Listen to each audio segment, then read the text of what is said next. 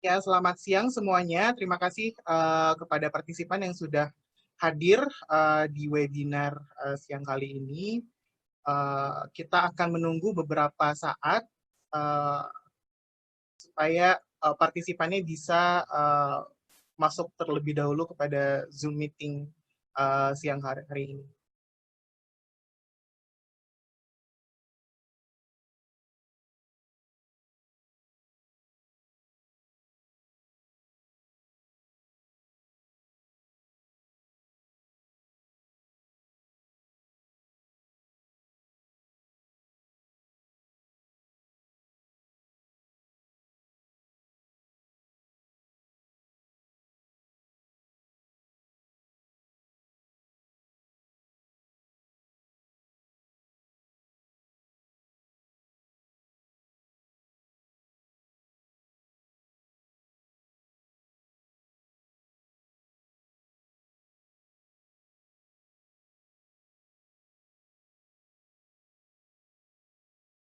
Oke, saya akan mulai webinar siang hari ini. Terima kasih semuanya. Selamat siang semuanya. Apa kabar?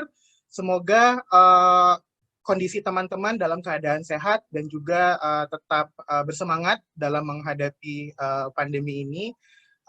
Perkenalkan, nama saya Rahyang Nusantara selaku moderator pada webinar siang hari ini. Saya adalah koordinator nasional dari Gerakan Indonesia Diet Kantong Plastik. Terima kasih buat teman-teman semua telah mengikuti kegiatan webinar siang ini, dan saya juga ucapkan terima kasih kepada Desreli dan juga Naluri Belawati dari Education New Zealand. Webinar dengan topik implementasi SDGs atau Sustainable Development Goals dalam isu lingkungan merupakan salah satu kegiatan kolaborasi Gerakan Indonesia Diet Kantong Plastik bersama dengan Education New Zealand dalam rangka memperingati Hari Lingkungan Hidup Sedunia yang jatuh pada hari kemarin di tanggal 5 Juni, dan kami juga memiliki beberapa rangkaian kegiatan lainnya yang akan kami lakukan hingga Hari Bebas Kantong Plastik Sedunia yang akan jatuh pada tanggal 3 Juli mendatang. Jadi kami menyebutnya ini adalah bulan lingkungan hidup, dan kita harus isi dengan kegiatan-kegiatan yang mendukung upaya penyelamatan lingkungan hidup. Saya juga ingin mengingatkan para peserta yang sudah mendaftar untuk menonton film dokumenter The Story of Stuff. Link film tersebut sudah dikirimkan kepada email masing-masing dan akan berlaku sampai tanggal 7 Juni 2020 jam 10.30 waktu Indonesia Barat. Jadi teman-teman yang belum sempat menonton film tersebut masih ada waktu untuk bisa menonton film tersebut. Virtual screening dan webinar ini juga merupakan salah satu kegiatan pendukung untuk aktivitas utama kita, yaitu generasi SDG TikTok Challenge. Jadi untuk generasi muda ini bukan sesuatu hal yang asing lagi ya, karena ini sangat viral aplikasi ini, dan juga banyak video-video kreatif, tidak hanya yang seru ataupun yang bersifat humor, tapi juga ternyata banyak juga video-video yang juga inspiratif. Dan kita ingin memanfaatkan momen ini untuk menyampaikan pesan-pesan bagaimana kita bisa menyelamatkan dan menyuarakan isu-isu pembangunan berkelanjutan melalui platform yang kreatif. Sebelum webinar dimulai, saya akan membacakan terlebih dahulu housekeeping dan juga peraturan selama webinar berlangsung. Jadi yang pertama, kegiatan webinar ini akan direkam. Link untuk materi presentasi dan rekaman akan dikirim ke email peserta setelah webinar ini selesai. Jika ada pertanyaan dan komentar mengenai bahan materi yang dipresentasikan oleh narasumber kita, bisa disampaikan di fitur Q&A, chatbox di tampilan layar di paling bawah sebelah partisipan button atau sebelah chat. Jadi mohon digunakan fitur Q&A ini. Diharapkan kepada seluruh peserta untuk memastikan mikrofonnya dalam keadaan mute supaya kita bisa mendengarkan dan memahami presentasi dengan lebih baik. Kami juga mengajak peserta untuk terlibat dalam generasi SDG TikTok Challenge, khususnya rekan peserta dari siswa-siswi SMA, sebagai bentuk kontribusi anak muda dalam menyukseskan target SDGs atau Sustainable Development Goals. Untuk info lebih detail, informasi ini bisa dilihat di Instagram Gerakan Indonesia Diet Kantong Plastik di @iddkp. Teman-teman yang ingin melakukan update mengenai webinar ini, memberikan informasi-informasi menarik dari paparan narasumber kita, bisa di-share di sosial media dengan menggunakan hashtag Know Your Goals, hashtag Diet Kantong Plastik, hashtag Break Free from Plastic, hashtag Education New Zealand, hashtag Study in New Zealand, serta jangan lupa mention @IDDKP dan @Study in New Zealand. Nah, di tengah-tengah kondisi pandemi COVID-19 ini juga saya mengajak teman-teman semua untuk tetap aman dan mawas diri dengan selalu melakukan precaution seperti sering mencuci tangan, menutup mulut dan hidung dengan sikut ketika bersin, melakukan work from home dan physical distancing seperti himbauan pemerintah, dan melakukan self-isolation ketika merasa sedang sakit. Ya, selanjutnya saya akan memberikan informasi mengenai generasi SDG TikTok Challenge. Jadi ini merupakan acara utama kita dan kami mengajak peserta dari anak muda khususnya siswa-siswi SMA untuk mengikuti challenge ini. Jadi kurang lebih 1 bulan dan akan ada hadiah menarik bagi video yang sangat kreatif dalam menyampaikan isu-isu pembangunan berkelanjutan. Ya, sebelum saya memperkenalkan narasumber kita siang ini, saya akan memberikan informasi pendahuluan sedikit mengenai konteks bahasan kita siang ini. Jadi, apabila ada yang belum tahu bahwa ibu kota negara kita, Jakarta, adalah ibu kota negara kedua di Asia Tenggara setelah Bangkok di Thailand yang akan melarang penggunaan kantong plastik dan mewajibkan penggunaan kantong belanja pakai ulang pada tanggal 1 Juli 2020 nanti. New Zealand juga telah memberlakukan pelarangan kantong plastik sejak 1 Juli 2019, jadi sudah 1 tahun yang lalu, dan ini sudah banyak diikuti oleh berbagai negara dan juga kota. Di Indonesia sendiri ada 23 daerah lain yang sudah lebih dahulu menerapkan pelarangan kantong plastik. Di Jakarta sendiri, pelarangan kantong plastik ini akan berlaku kepada seluruh tenan yang ada di pusat perbelanjaan, toko modern, dan juga pasar tradisional. Upaya pengurangan kantong plastik ini, apabila teman-teman sudah menonton di film The Story of Plastic, ini sangat mendukung pencapaian SDGs, khususnya SDGs ke-12, yaitu Responsible Consumption and Production, di mana ada target bahwa pada tahun 2030 harus ada pengurangan yang terukur terhadap sampah plastik. Dan tidak hanya kepada SDGs ke-12 saja, tetapi upaya ini juga berpengaruh atau berdampak pada pencapaian SDG goals yang lainnya juga, seperti SDG 3 yang menyebutkan bahwa kondisi lingkungan kita akan berpengaruh terhadap kondisi kesehatan kita. Jadi perlu ada upaya untuk menjaga kesehatan dari bahaya polusi dan kontaminasi, dan juga berdampak pada SDG 13 mengenai climate action, di mana perlu ada aksi-aksi untuk menekan perubahan iklim, khususnya adalah untuk mengurangi ketergantungan terhadap fossil fuel. SDGs ke-14 juga, karena kita tahu bahwa sampah plastik juga ditemukan di laut kita, jadi kita harus ada upaya-upaya bagaimana sampah plastik itu tidak masuk ke lautan kita. Dan terakhir adalah juga berpengaruh terhadap SDG ke-15 atau Life Online, di mana kita juga upaya pengurangan kantong plastik ini juga dapat menjaga keanekaragaman hayati, karena kita tahu sudah banyak hewan-hewan yang mati karena kantong plastik. Nah, diskusi kali ini kita akan mendengar berbagai pendapat dari berbagai perspektif. Yang pertama saya akan perkenalkan Profesor Indrawati Wee, yang merupakan Head of Department Food Science Department di University of Otago, New Zealand, dan professional member of Institute of Food Technologies and a fellow of the New Zealand Institute of Food Science and Technology. Selamat siang, Profesor. Selamat siang, Rahyan. Terima kasih. Dan yang kedua adalah Amalia Suri, yang merupakan perwakilan dari Sustainable Development Solutions Network atau SDSN Youth di Indonesia. Selamat siang, Amalia. Ya, selamat siang, Kak Rahyang. Ya, terima kasih. Selanjutnya adalah Dila Haju, yang merupakan Environmental Education Expert dari Tumbuh Hijau Urban. Selamat siang, Dila. Selamat siang. Terima kasih. Dan terakhir adalah Mia Nur Amalia Ain yang merupakan siswa dari SMA Negeri 8 Kota Bandung yang juga merupakan partisipan program diet kantong plastik yaitu Enviro Challenge 2009. Selamat 2019. Selamat siang Mia. Selamat siang, Kak. Oke, terima kasih. Terima kasih juga kepada seluruh narasumber yang telah hadir pada siang hari ini, dan saya ingin memberikan kesempatan yang pertama kepada Profesor Indrawati untuk bisa memberikan paparannya yang sangat menarik nih, karena saya menunggu-nunggu dan juga mencari juga mengenai sustainable packaging. Karena kita tahu bahwa salah satu sampah plastik yang kita temukan di lingkungan, utamanya di laut, adalah sampah kemasan makanan. Kita ingin belajar lebih banyak apa sih alternatif kemasan makanan yang lebih ramah lingkungan. Kepada Profesor Indrawati, waktu dan tempat saya persilahkan. Terima kasih Bapak Rahyang telah memberikan kesempatan kepada saya untuk menjelaskan tentang sustainable food packaging.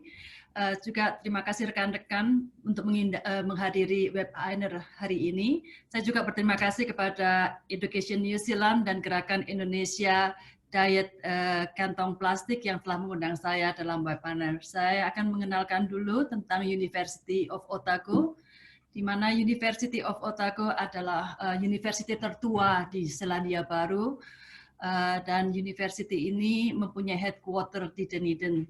Lokasinya itu di bagian selatan dari Pulau Selatan, di mana kita juga mempunyai banyak sekali kampus di Auckland, Hamilton, Wellington, Christchurch, dan juga di Invercargill. Jadi university kita itu termasuk top 1% rank university di dunia, di mana kita sangat terkenal untuk multidisciplinary research, terutama di dalam pangan, nutrisi, dan juga kesehatan. Dan juga yang juga menarik dari University of Otago bahwa kita terkenal sebagai residential college, di mana kita mempunyai 15 asrama dan mahasiswa bisa tinggal di kampus.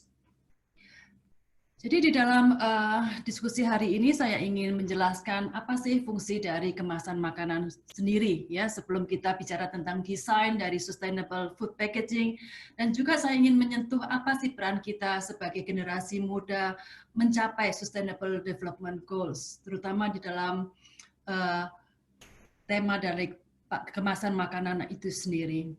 Saya ingin mengingatkan kepada saudara-saudara apa sih tujuannya dari kemasan, ya. Ada 4 fungsi utama dari kemasan makanan. Yang pertama itulah sebagai wadah, di mana kita memerlukan wadah untuk bisa ditransport dari satu tempat ke tempat lain. Yang kedua, mengapa untuk makanan itu penting, itu adalah untuk sebagai pelindung, ya, itu fungsi yang kedua. Kita ingin melindungi makanan bebas dari microorganisms, juga kita ingin makanan itu bebas dari debu atau dari kontaminasi yang lain. Dan juga kemasan makanan itu juga untuk kenyamanan, terutama kalau kita bepergian, kita ingin memakai suatu kemasan yang bisa mudah dibawa. Dan yang paling penting juga untuk perdagangan, bahwa kemasan makanan itu penting untuk komunikasi antara produser dari makanan itu sendiri dan kepada konsumer seperti kita yang mengkonsumsi makanan. Di dalam kehidupan sehari-hari kita melihat banyak sekali tipe-tipe dari kemasan, ya, dari kemasan utama, kedua, ketiga, keempat, di mana termasuk sebagian besar itu tergantung dari fungsi yang kita pakai, dan material yang kita pakai juga tergantung dari fungsi yang kita pakai. Bisa dari plastik, bisa dari kertas, gelas, aluminium, atau juga sekarang juga banyak sekali yang modified product atau biodegradable product yang kita pakai untuk kemasan. Sekarang pertanyaannya, mengapa sih kemasan makanan itu penting sekali di dalam apa perannya di dalam Sustainable Development Goal? Mengapa kita membutuhkan kemasan makanan? Kalau kita lihat dari fungsi sebagai wadah, itu penting sekali untuk food security, ya. Jadi ketahanan dari makanan, kita ingin bisa share distribusi dari makanan dari satu tempat ke tempat lain. Tapi juga kalau kita melihat dari keamanan dari makanan, terutama dalam proteksi, kita membutuhkan yang namanya food packaging. Dan juga dengan kalau kita bisa memperpanjang kadaluarsa dari makanan, kita juga bisa mengurangi dari limbah makanan, terutama food waste ya.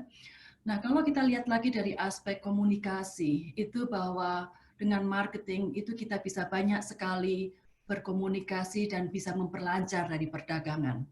Di dalam hal ini, kalau tadi Bapak Rahyang menjelaskan beberapa faktor, saya ingin mengulang kembali dari fungsi dari packaging itu sendiri.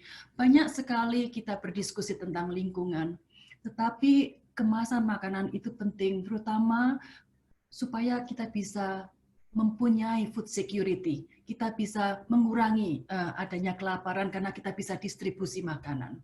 Dan juga kita bisa memaintain good health and well-being, nomor 3 ya.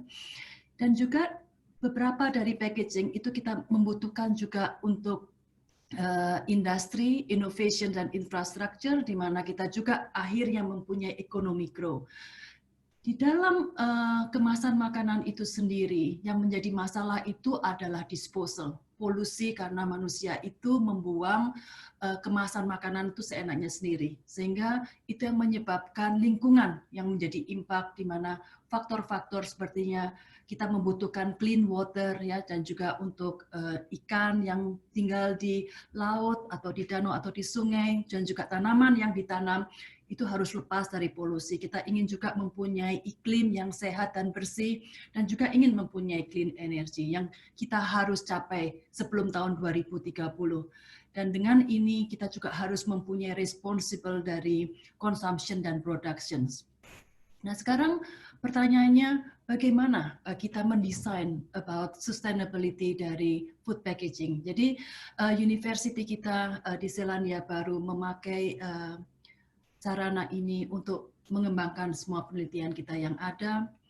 Kita memakai satu contoh untuk packaging, bahwa kita di dalam Packaging Council of New Zealand, kita mempunyai suatu code of practice yang dikeluarkan tahun 2014. Di mana di dalam piramida ini kita bisa lihat bahwa kita harus semaksimal mungkin mengurangi yang kita buang, disposal. Sudah itu kalau kita bisa recovery, itu lebih bagus. Kalau kita bisa recycling, itu lebih bagus. Reuse, minimization, dan prevention kalau bisa. Kalau bisa itu semaksimal mungkin kemasan yang kita produksi, kita masih bisa pakai untuk waktu yang lama. Nah, sekarang bagaimana peran kita sebagai consumer? Saya kembali lagi melontarkan bahwa setiap manusia itu adalah sebagai mempunyai peran sebagai pemakai, ya. Jadi di sini kembali lagi untuk mengurangi polusi kita harus mempunyai kesadaran nasional bahwa kita harus taat membuang sampah di tempat sampah, ya. Dan juga dalam produk sendiri itu sangat berperan bahwa packaging itu bisa memproduksi makanan untuk memperpanjang dari kadaluarsa dari makanan itu sendiri. Tetapi lebih daripada consumer dan dari produk perspektif, kita juga harus melihat dalam perdagangan bahwa packaging itu diperlukan di dalam distribusi, di dalam production, tetapi pada akhirnya kita juga harus memikirkan lingkungan hidup di sekitar kita, apalagi kalau kita harus dispose, itu bagaimana caranya dan bagaimana mengelolanya, dan juga materi dari packaging yang kita pakai. Maka dari itu, di dalam beberapa produk, ini seperti yang saya lihat di dalam salah satu expo di Amerika beberapa tahun yang lalu, mulai muncul beraneka ragam dari material yang kita pakai sebagai sustainable food productions in the packaging materials. Tetapi saya mau memberikan beberapa prinsipal ya di dalam sustainability untuk kemasan makanan. Yang pertama, ya, pada saat kita mengembangkan suatu materi yang baru atau desain yang baru, kita harus kembali lagi apa fungsinya. Ya. Yang kedua, yang kita harus juga prinsipal dari sustainability itu kita harus melihat resource-nya. Bagaimana energi yang kita pakai itu sama kalau bisa itu seminimal mungkin, dan juga resource yang kita pakai untuk ekonomi supaya kalau kita produksi packaging yang baru itu tidak mahal. Yang ketiga dalam prinsipnya itu kalau bisa adalah low impact, ya. Itu juga ada relation dengan end of life options, di mana impact-nya kalau bisa serendah mungkin untuk lingkungan dan untuk social impact pada saat kita dispose kemasan makanan itu sendiri. Jadi mulai setelah dengan ide-ide yang ada, juga mulai keluar ide baru tentang bagaimana kita membuat clean label. So, saya melihat ini, saya menarik sekali batok kelapa dipakai lagi sebagai clean label, sebagai wadah, di mana promosi sebagai sustainable food packaging in the new future. Dan saya ingin juga mau share apa yang dilakukan oleh pemerintah di New Zealand, bahwa kita juga mempunyai pada saat kita mendevelop sustainable food packaging, new food packaging material, kita juga ada yang namanya beberapa peraturan tentang Fair Trading Act tahun 1986, di mana kita harus mengkomunikasikan dengan jelas dan semua environmental claim yang ada dari new packaging materials itu harus independen di dalam testing dan certification, dan kita harus mengkomunikasikan dengan clear kepada consumer. Kita juga mempunyai banyak sekali regulation tentang pengurangan limbah dan dari consumer perspektif sendiri, dan juga dalam perdagangan, karena itu sangat penting untuk melindungi setiap stakeholder, apalagi kalau kemasan itu dipakai untuk kemasan makanan, bahwa food safety, terutama Food Act dan Food Standard Code itu sangat penting. Apalagi kalau material itu ada kontak langsung dengan makanan, itu kita harus cek toxicity-nya dan apakah membahayakan atau tidak. Nah, sekarang saya juga mau share apa research yang kita lakukan di Otago, bahwa kita juga memakai limbah dari jagung, ya, jadi kita memakai protein dari jagung dicampur dengan kitosan. So kitosan itu adalah byproduct dari tulang dari cumi-cumi yang kita pakai untuk flexible biodegradable film. Ya, jadi film yang kita develop ini juga sudah attract banyak sekali perhatian dari masyarakat dan juga dari other stakeholder, terutama pemproduksi dan food companies untuk memakai film ini. Dan juga sebagai ahli, kita berusaha memberikan evidence summary tentang plastik di dalam environment. So, jadi ini adalah satu booklet yang kita produksi bersama-sama dengan Royal Society, di mana saudara-saudara bisa download secara gratis di Royal Society New Zealand. Begitu presentasi dari saya. Terima kasih banyak atas waktu yang diberikan. Terima kasih banyak, Profesor. Menarik sekali, dan sedikit informasi, di Indonesia juga baru ada peraturan dari Menteri Lingkungan Hidup dan Kehutanan mengenai pengurangan sampah plastik yang harus dilakukan oleh sektor pelaku usaha, di mana produk, kemasan, dan kemasan produk itu salah satunya harus didesain ulang supaya bisa didaur ulang ataupun supaya bisa cepat terurai di lingkungan. Dan ini menarik, dan dengan adanya kampanye-kampanye pengurangan sampah plastik seperti ini, jadinya baik dari segi regulasi ataupun penelitian juga jadinya lebih aktif lagi ya, Prof ya. Dan semoga penelitian Prof bisa juga dikembangkan di Indonesia ya, Prof ya. Ya, sangat senang kalau bisa men-share dengan ya saudara-saudara di Indonesia. Yes. Ya, nanti mungkin habis dari ini kita bisa ngobrol lagi terkait packaging ya, Prof ya. Nah, selanjutnya saya ingin mengundang Amalia Suri dari Sustainable Development Solutions Network atau SDSN Youth, yang akan menceritakan mengenai peran anak muda dalam pencapaian SDGs. Seberapa penting sih sebetulnya anak muda ini memiliki peran aktif dalam SDGs. Silakan Amalia, waktu dan tempat saya persilakan. Ya, halo teman-teman, salam penalis juga, salam kenal. Sebelumnya mungkin saya mau meminta maaf juga nih kalau ada suara agak gaduh sedikit, tetangga kayaknya lagi ada acara, jadi ada banyak anak-anak. Oke, jadi sebelumnya saya kok nggak bisa lihat ini ya screen-nya Kak Bella, Naluri Bella, saya nggak bisa lihat. For some reason. Ya, tapi saya punya PowerPoint-nya juga nih di tangan. Jadi saya di sini akan berbicara mewakili SDSN Youth Indonesia. SDSN Youth ini adalah Sustainable Development Solution Network yang dibawahi oleh United Nations, yang kerjanya untuk mempromosikan SDGs kepada akademisi, target utamanya akademisi dan anak muda. Jadi SDSN Youth ini adalah platform untuk kaum muda terhubung dan berkolaborasi untuk mengintegrasikan ide-ide mereka ke dalam jalur nasional maupun regional untuk mengimplementasikan SDGs. Saat ini SDSN Youth Indonesia memiliki member sekitar 50-an anggota yang bergerak di berbagai sektor, lingkungan, sosial, government, dan lain-lain sebagainya. Nah, untuk slide berikutnya, Kak.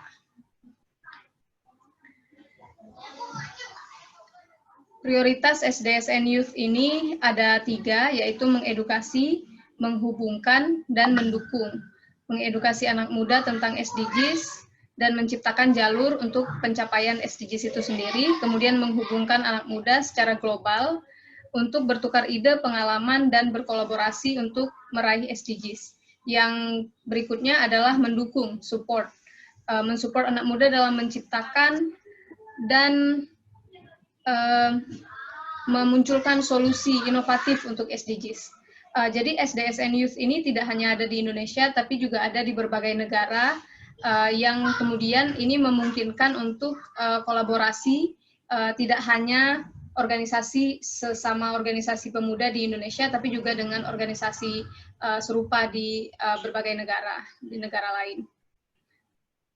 Nah, kemudian jika kita berbicara tentang peran anak muda dalam pencapaian SDGs, saya akan memulainya dengan menjelaskan sedikit tentang Roger Hart's Leader of Young People Participation. SDGs ini sendiri memiliki prinsip untuk tidak meninggalkan siapapun di belakang dengan prinsip no one left behind. Jadi harus mengikut sertakan berbagai pihak, termasuk di dalamnya anak muda. Namun partisipasi pemuda ini perlu diperhatikan juga, karena partisipasi pemuda itu bisa saja jika dilihat dari tangga partisipasi pemuda di Roger Hart's ini, bisa dilihat ada level 1-8 gitu. Dan 1-3 itu level yang bisa dibilang belum meaningful partisipasi pemudanya. Jadi hanya melibatkan anak muda dalam bentuk tokenism misalnya sebagai dekorasi saja, tapi belum benar-benar melibatkan anak muda ke dalam kayak decision making-nya misalnya dalam inisiatifnya. Nah, kemudian jika sudah sampai di level 4 itu ada young people are assigned tasks and inform how and why they are involved in the project. Jadi keterlibatan anak muda itu sudah diberikan tugas, kemudian mereka tahu kenapa mereka ada di dalam proyek tersebut. Kemudian di level 5 ada adult yang membuat decision, tetapi anak muda diberikan informasi dan dikonsult, mendapat anak muda bisa berkonsultasi. Adult yang membuat decision ini berkonsultasi dengan anak muda, tidak hanya mengambil keputusan sesuka hati mereka begitu. Nah, kalau yang berikutnya, level berikutnya adalah inisiatif dari orang-orang dewasa, kemudian tapi decision-nya adalah joint decision between young people dan juga adult. Nah, yang berikutnya lagi, itu level yang sudah lebih meaningful dan seharusnya kita terapkan dalam partisipasi anak muda dalam SDGs, yaitu inisiatif dimulai dari anak muda dan leadership-nya juga dilakukan oleh pemuda. Jadi, partnership between orang muda dengan orang-orang dewasa dalam decision making dan inisiatif project atau apapun yang dijalankan di dalam SDGs ini. Gitu. Jadi partisipasi pemuda dalam SDGs tidak cukup jika hanya sekedar tokenism misalnya, cuman formalitas, tapi juga harus digarisbawahi bahwa partisipasi pemuda ini harus meaningful partisipasinya. Nah, kemudian peran anak muda dalam pencapaian SDGs. Pemuda ini bisa mempengaruhi kebijakan, menjadi influencer in policy. Anak muda juga bisa menjadi knowledge hub karena tidak jarang organisasi-organisasi kepemudaan ini tidak hanya melakukan kampanye, tetapi juga melakukan riset yang berkaitan dengan goals yang ada di SDGs. Kemudian juga peran pemuda bisa menjadi peer educator atau organizer, tidak hanya sekedar saling kampanye kepada sesamanya, tetapi juga bisa menjadi yang mengorganize, yang mengumpulkan anak-anak muda ini untuk kemudian melakukan, memberikan langkah lebih dalam pencapaian SDGs. Juga yang kemudian yang paling penting menurut saya sebagai pemimpin, inisiator, dan juga jembatan antar sektor. Kalau misalnya kita lihat seringkali di pemerintahan misalnya, suka ada ego sektoral antar sektor. Misalnya dari bisnis ke government, atau bahkan dari government di kementerian yang satu dengan kementerian lainnya, kadang-kadang suka ada ego sektoral di masing-masing ini. Nah, peran anak muda yang mungkin bisa dibilang netral misalnya, itu bisa menjadi jembatan antar sektor ini. Ini juga saya berbicara dari pengalaman kami di organisasi saya, juga melihat bagaimana teman-teman muda itu kalau bikin diskusi selalu bisa membuat diskusi yang lintas sektor, mendatangkan tidak hanya dari pemerintah tapi juga sektor bisnis, akademisi, NGO, di mana semuanya bisa berkolaborasi dan membahas segalanya dari sudut pandang masing-masing. Karena yang undang anak muda mungkin pemerintah dan masing-masing sektor ini bisa menekan ego sektoral mereka gitu. Nah, yang berikutnya untuk tantangan yang biasa dihadapi anak muda untuk mencapai SDGs, tentu saja yang utama ada limited funding, karena organisasi pemuda ini seringkali mereka non-profit, belum legal juga, jadi pasti fundingnya limited, kemudian sumber daya juga terbatas, kemudian yang terpenting kurang kesempatan dan informasi. Tapi positifnya dengan adanya SDGs ini membuka ruang kolaborasi yang lebih besar, tidak hanya sesama anak muda, tetapi juga dengan organisasi pemuda dengan pemerintah. Jadi kesempatan untuk anak muda untuk berpartisipasi dalam pencapaian SDGs sudah semakin besar. Nah, untuk kemudian poin berikutnya, prioritas pengembangan kapasitas organisasi anak muda, ini berdasarkan studi SDSN Youth Indonesia pada tahun 2019. Kalau dilihat itu prioritas pengembangannya adalah yang pertama ada pendalaman, pemahaman, dan praktek SDGs, kemudian pemantapan program kemitraan, dan peningkatan kapasitas manajemen organisasi. Karena ini memang menjadi tantangan juga kalau misalnya manajemen organisasi kurang baik, begitu akan berdampak pada kerja organisasi yang kemudian nanti mempengaruhi pencapaian SDGs yang dilakukan oleh anak muda. Nah, kemudian kalau dilihat perkembangan gerakan anak muda dalam perwujudan SDGs di Indonesia sendiri itu cukup berkembang. Ada banyak inisiatif anak muda yang inisiatif pencapaian SDGs yang diinisiasi oleh anak muda. Misalnya sendiri di Jakarta, gerakan Indonesia Diet Kantong Plastik, cukup muda-muda kan orangnya, berhasil membuat pemerintah Provinsi Jakarta nge-ban kantong plastik misalnya. Kemudian di Bali juga ada Bye-Bye Kantong Plastik, gerakan yang diinisiasi oleh dua bersaudari usia 10 tahun awalnya mereka, yang kemudian berhasil juga membuat pemerintah di Bali melarang penggunaan kantong plastik sekali pakai. Nah, ini juga ada beberapa inisiasi yang dilakukan anak-anak muda, member SDSN Youth, ada competition swap food, ada berbagai macam kampanye yang tidak hanya berkaitan dengan lingkungan, tapi juga yang lainnya. Ada juga inisiatif swap tukar baju, dan lain sebagainya. Yang ini masuk ke poin SDGs goal nomor 12, yaitu responsible consumption. Karena ya usia garmennya jadi lebih panjang jika dipakai ulang dan lain sebagainya. Kemudian peran pemuda dalam pencapaian SDGs di masa COVID-19 dan krisis lingkungan hidup karena polusi plastik.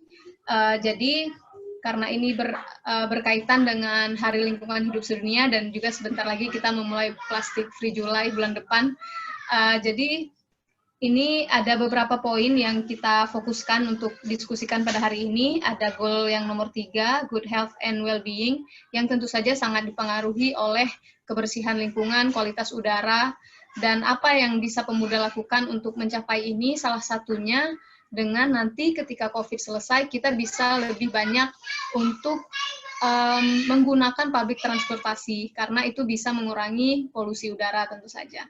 Kemudian juga bisa dengan memasak makanan kita sendiri, mengkompos apa yang kita hasilkan dari dapur, karena kompos itu bisa mengurangi 50% dari sampah kita sehari-hari. Majority sampah kita biasanya berasal dari sampah dapur, gitu. Kemudian juga ada responsible consumption and production. Di sini kita bisa menggunakan produk atau kemasan yang bisa digunakan berulang kali. Juga tentu saja salah satu responsible consumption adalah untuk tidak boros, tidak membelinya tidak sekedar lapar mata, misalnya berpikir ulang terus-menerus, dan responsible ini tidak hanya dari sisi lingkungan, tetapi juga bisa dilihat dari sosial ekonominya. Misalnya kita mulai sekarang mulai membeli sesuatu yang baik, tidak hanya dari packaging-nya, dari harganya yang murah misalnya, tetapi juga melihat di belakang produk itu dari sisi pekerjanya gitu. Kita bisa ya memastikan untuk produk yang kita beli itu misalnya tidak ada child labor di dalamnya, tidak ada perusakan lingkungan dalam produksi dari produk yang kita pakai. Kemudian poin yang berikutnya ada climate action, goal nomor 13. Yang kita pemuda bisa lakukan adalah dengan membagikan informasi mengenai tindakan praktis untuk menekan laju perubahan iklim. Ada goal yang berikutnya, life below water, lakukan upaya pengurangan sampah plastik sehingga menekan bocornya sampah plastik ke lautan. Karena semua sampah plastik di laut itu asalnya dari darat, kan nggak mungkin tuh ikan yang menghasilkan plastik, itu semua dari kita gitu. Kita tanpa sadar misalnya makan sembarangan, walaupun kita buang sampah pada tempatnya, ujung-ujungnya sampah yang kita buang pada tempatnya ini bisa berakhir di laut. Jadi sebaiknya memang dari awal untuk kita usahakan tidak menghasilkan sampah. Misalnya kalau kita jajan bawa tempat bekal sendiri, kotak bekal sendiri, beli somai di jalan bisa langsung taruh di kotak bekal kita. Jadi bisa mengurangi sampah yang nantinya akan berakhir di laut. Nah, yang berikutnya ada goal nomor 15, Life on Land. Yang bisa kita lakukan adalah awasi peraturan pemerintah yang mendukung pelestarian keanekaragaman hayati. Dan ini tidak hanya awasi peraturan pemerintah yang mendukung, tetapi juga harus kita awasi peraturan pemerintah yang tidak mendukung pelestarian keanekaragaman hayati. Jadi kita sebagai pemuda harus lebih kritis dalam mengkritisi kebijakan pemerintah, karena yang terjadi pada alam ini itu nanti akan berdampak pada kita di masa depan, di masa sekarang dan masa depan bahkan. Jadi kita tidak bisa hanya cukup ya santai-santai sebagai anak muda, tidak cukup. Kita sebagai pemuda punya power, kalau kita berkumpul bersama, organize, kita bisa didengarkan lebih dan bisa menjadi pihak yang diperhitungkan pendapatnya oleh pemerintah, didengarkan. Untuk ya sepertinya seperti itu saja presentasi saya untuk memulai diskusi kali ini. Kalau teman-teman ingin tahu lebih banyak tentang SDSN Youth, itu bisa dilihat di Instagram kita SDSN Youth ID, di Twitter bisa buka SDSN Youth, dan bisa cek sdsnyouth.org di website untuk mendapatkan lebih banyak informasi dan juga kesempatan-kesempatan untuk teman-teman mengembangkan diri yang berkaitan dengan Sustainable Development Goals. Mungkin segitu dulu Kak Rahyang. Terima kasih. Terima kasih Amalia, menarik sekali. Tadi juga banyak hal baru juga yang bisa kita pelajari. Salah satunya adalah tokenism ya. Jadi kalau saya perhatikan di Twitter, diskusi anak muda di Twitter itu banyak sekali yang membicarakan mengenai tokenism, karena anak muda selama ini anak muda di sektor apapun, di isu apapun masih hanya dipandang sebagai istilahnya ya tadi kita cuman jadi gimmick atau kita hanya sekedar ya jadi pemanis aja gitu di suatu forum ataupun di suatu diskusi tanpa mengangkat anak mudanya sendiri untuk berbicara gitu. Jadi tadi kalau poin 1 dan 3 sebetulnya udah harus nggak terjadi lagi harusnya ya kalau kita ngomongin isu SDGs ataupun ngomongin isu inklusivitas. Jadi karena anak muda ini kalau kita ngomongin terkait pemetaan aktor di SDGs kan ada pemerintah, ada akademisi, ada pelaku usaha, dan juga ada CSO. Anak muda bisa ada dimanapun dan mereka punya peran yang setara juga gitu ya. Terima kasih Amalia, nanti kita mungkin akan lanjutkan lagi diskusi. Selanjutnya saya akan memberikan kesempatan kepada Dila Haju dari Tumbuh Hijau Urban. Dila di sini di peserta kita ada banyak dari sekolah ternyata. Jadi mungkin ini kesempatan bagus juga buat Dila menyampaikan pentingnya pendidikan lingkungan hidup di sekolah-sekolah. Silakan waktu dan tempat saya persilakan kepada Dila. Baik, saya akan berusaha sebaik mungkin, Kakak Rahyang. Assalamualaikum warahmatullahi wabarakatuh. Perkenalkan, sekali lagi saya Dila Haju dari Tumbuh Hijau Urban. Saya akan langsung mulai share screen aja ya, mengingat waktu kita terbatas. Oke, baiklah. Oke, jadi menarik sekali tadi yang sudah disampaikan oleh Profesor Indrawati dan Amalia.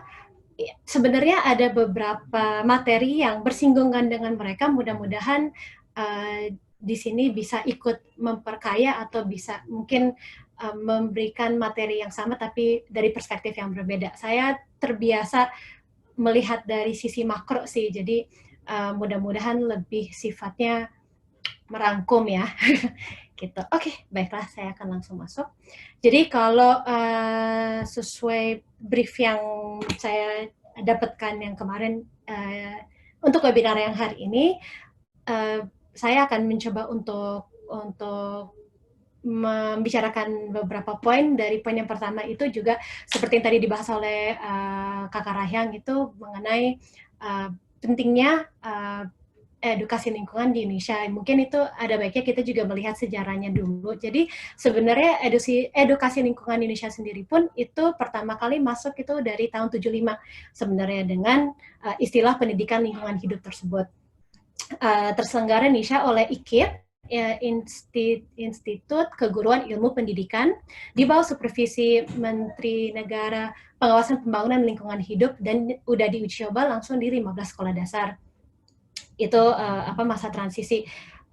Bertahun-tahun kemudian di tahun 2003 keluar undang-undang mengenai sistem pendidikan nasional yang tebal sekali isinya, tapi salah satu yang terpenting adalah bahwa dia menggambarkan sekolah yang mengedepankan nilai-nilai Pancasila dan etika lingkungan. Kebetulan sekali kemarin kita baru saja mengingat kembali merayakan hari lahir Pancasila. Di tahun 2006 itu baru muncul program Adiwiyata. Ini yang menjadi salah satu checkpoint untuk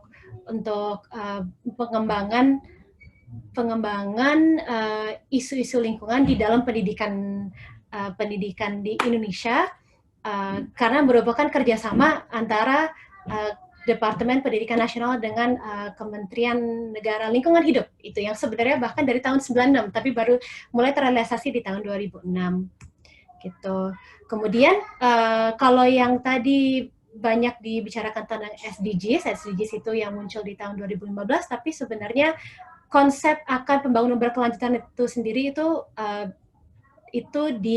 sudah mulai dari aspek pendidikan, masuknya lewat metode pendidikan itu dari tahun 2005 dan diperkenalkan dan langsung masuk ke dalam rencana pembangunan jangka panjang nasional Indonesia di tahun 2007. Jadi ini saya menjelaskan sejarahnya lagi karena lagi-lagi kita ketika membicarakan edukasi lingkungan ada baiknya kita melihat dasar hukumnya dan undang-undangnya gitu untuk melihat pentingnya bagaimana.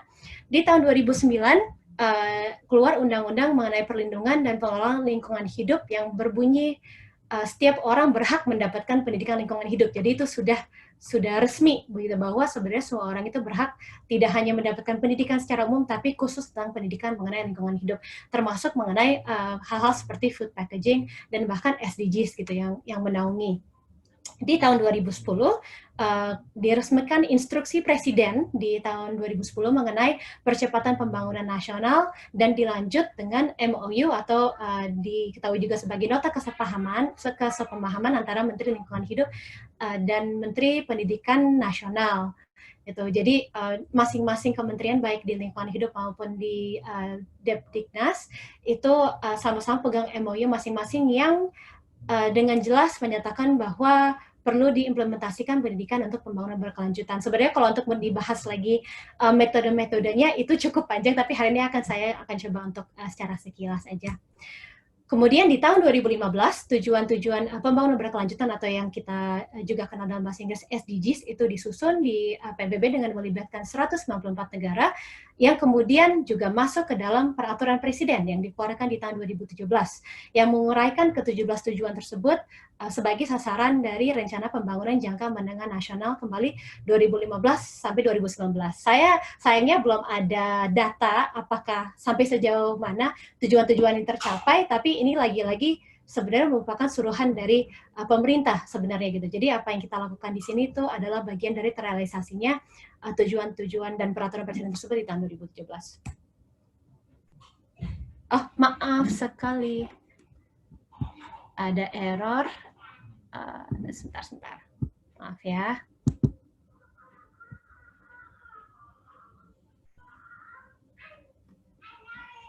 Okay. So, yes. Sudah bisa dilihat? Belum, saya akan, sebentar. Saya akan mencoba untuk, nggak tahu apa yang terjadi tadi di tes, tadi udah nggak masalah. Tapi sekali lagi saya akan mencoba. Mohon maaf ya Kakak Rahyang. Oke, saya akan mencoba untuk buka PDF-nya saja. Supaya kadang-kadang lebih baik memang ada backup namanya teknologi ya, kita nggak tahu. Ya, jadi kalau tadi Dila sempat sampaikan, jadi ternyata dari tahun 70-an sebetulnya sudah ada arahan ya, regulasi sebetulnya untuk pendidikan lingkungan hidup ini sendiri dan selalu berkembang tiap tahunnya. Tuh. Ini kelihatan? Ya, saya bisa lihat. Oke. Silakan dilanjutkan. Iya, saya akan coba lanjutkan. Nah, dari slide berikutnya itu yang termasuk yang paling penting ya, ini mengenai program Enviro Challenge. Jadi, bisa dibilang program Enviro Challenge ini merupakan satu poin perkembangan dari perkembangan dan perjalanan edukasi lingkungan tersebut gitu, yang walaupun memang berpusat penyelenggaraannya dari Gerakan Indonesia Kantong Plastik, tapi lagi-lagi dia juga bekerja sama dengan pemerintah, bekerja sama dengan LSM, bekerja dengan orang-orang seperti saya juga yang ikut berusaha untuk memberikan kontribusi terhadap pendidikan, tapi sebagai instansi pribadi. Dan yang terpenting lagi adalah anak-anak muda yang tadi sudah disebutkan oleh Mbak Amalia gitu. Dan di sini saya rasa kalau dari tangga inklusivitas anak muda ini mudah-mudahan yang tier yang teratas lah antara 7 dan 8 gitu, bahwa memang kita datang ke situ tidak datang dan menyuruh mereka melakukan apa, dan lagi pula kita juga datang ke situ bukan berperilaku seolah-olah kita yang paling tahu. Memang kita mungkin ada data dan hasil analisa yang bisa kita share informasinya, tapi yang pegang kendali sesungguhnya adalah anak muda tersebut gitu. Ini kurang lebih bisa ada bayangannya mereka. Aku mewakili dari Gerakan Indonesia Kantong Plastik bercerita sedikit gitu mereka, dan tolong dikoreksi ya kalau ada yang salah. Dari tahun 2016 sebenarnya mereka bermulanya ini sudah jalan 4 tahun, dan pada awalnya 7 sekolah ya kalau nggak salah ya waktu di tahun 2016 itu, dan yang diikutsertakan memang secara langsung anak-anaknya, tapi alangkah senangnya di tahun 2019 perkembangannya mereka sudah bisa sampai 2-3 kota, terus yang ikut diberikan lokakarya itu juga adalah guru, dan bahkan bisa mengumpulkan sekolah-sekolah yang lama dan sekolah-sekolah yang baru, jadi bisa diskusi. Jadi anak mudanya ini bertir-tir, jadi walaupun memang sudah tidak ikut satu lagi dalam program Enviro Challenge, tapi selalu ada pembaruan baik dari yang anak baru maupun yang anak lama. Jadi ini merupakan satu menurut saya realisasi dari harapan realisasi yang diinginkan dari sebuah program yang memang has SDGs at the heart dan ingin mengkomunikasikan SDGs itu. Ini saya mungkin nggak usah bahas lagi ya, itu sebenarnya SDGs-nya tadi sudah sempat dibahas lagi, tapi kurang lebih memang kalau dari tim Bu Hijau Urban sendiri pun memang fokusnya di pendidikan berkualitas, kemudian kepada SDGs yang lain. Betul sekali untuk saat ini memang yang terpenting untuk semuanya adalah SDGs yang ketiga ini, kehidupan sehat dan sejahtera. Tapi mungkin pada presentasi saya coba fokus untuk salah satu isu, yaitu isu sampah memang. Karena kayaknya nggak bosen-bosen untuk membahas isu sampah. Kalau dari pandemik corona sendiri, kebetulan ini untuk memberikan gambaran aja ya, gitu, karena sangat berkaitan dengan presentasi Profesor Indrawati mengenai food packaging dan Amalia juga mengenai keseluruhan SDGs ini, khususnya tentang impact on waste. Saya sebenarnya ada infografik lain, kalau secara tersirat ya energi bisa dibayangkan pasti dia juga ikut naik. Kalau secara lingkungan kebetulan polusi dari yang menyebabkan perubahan iklim itu tentunya menurun karena berkurangnya transportasi. Tapi kalau kita membicarakan mengenai waste, beberapa kasus aja kayak di Amerika, bahkan untuk mereka bisa mengurus packaging mereka karena kebanyakan belanjanya online ya, itu melejit jadi ada kebutuhan penebangan sampai 1 miliar pohon per tahun untuk bisa mengurus mengenai packaging itu. Gitu. Di Italia sendiri karena memang terpaksa semuanya di rumah, ada peningkatan 111% untuk pembelajaran online. Di Cina sendiri yang mungkin yang kita ketahui bersama, mungkin ada yang pernah dengar juga, mereka sampah dan khususnya sampah medis itu meningkat sampai 4 kali lipat, 200 ton per hari. Jadi banyak ya, ini maksudnya urusan sampah ini mungkin ya oke, udah kurang lebih tahu, tapi mungkin mereka bahkan tidak tahu angka-angkanya. Ketika mereka tahu angka-angkanya, jadi lebih termotivasi. Kalau saya backtrack lagi, kenapa itu bisa semua kejadian itu, mungkin ini yang juga kita sampaikan di dalam Enviro Challenge itu adalah kembali lagi ke paradigma keberlanjutan.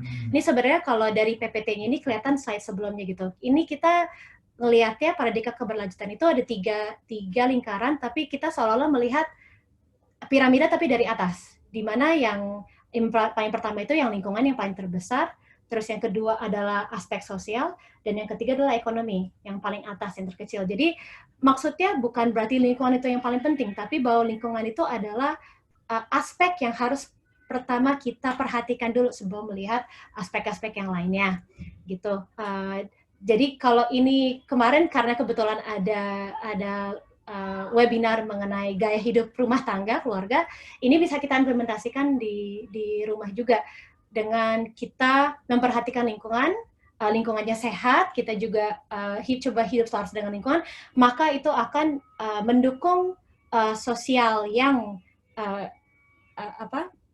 masyarakat yang sehat, budaya masyarakat yang sehat. Masyarakat yang sehat itu akan mendukung keuangan atau ekonomi yang sehat. Yang mungkin ada yang pernah dengar juga siklus ekonomi, circular ekonomi juga. Itu adalah semua berdasarkan dari dengan memperhatikan aspek lingkungan dulu. Gitu. Dan kalau di dalam rumah tangga, ketika kita memperhatikan lingkungan tempat tinggal kita dan juga isu-isu lingkungan, itu akan secara tidak langsung maupun langsung akan mendukung budaya keluarga yang sehat. Budaya keluarga yang sehat, kalau bisa berpikir dengan sehat dan senang, itu juga akan mendukung keuangan keluarga yang ikut sehat juga. Gitu. Nah, tapi lagi-lagi karena yang dari dulu terjadi dan sampai sekarang masih terjadi adalah si aspek ekonomi ini, karena dianggap paling penting, dia ditaruh paling bawah, tentunya tidak bisa menahan aspek-aspek lainnya, dan makanya terjadi hal-hal dan munculnya kelebihan sampah-sampah sekali pakai. Sebenarnya kita fokusnya itu adalah sampah-sampah ini bisa terjadi sampah adalah karena dia jadinya sekali pakai atau bahkan punya usia yang sangat pendek gitu. Ini lagi-lagi saya mungkin nggak usah sebutkan satu-satu, tapi kurang lebih kelihatan.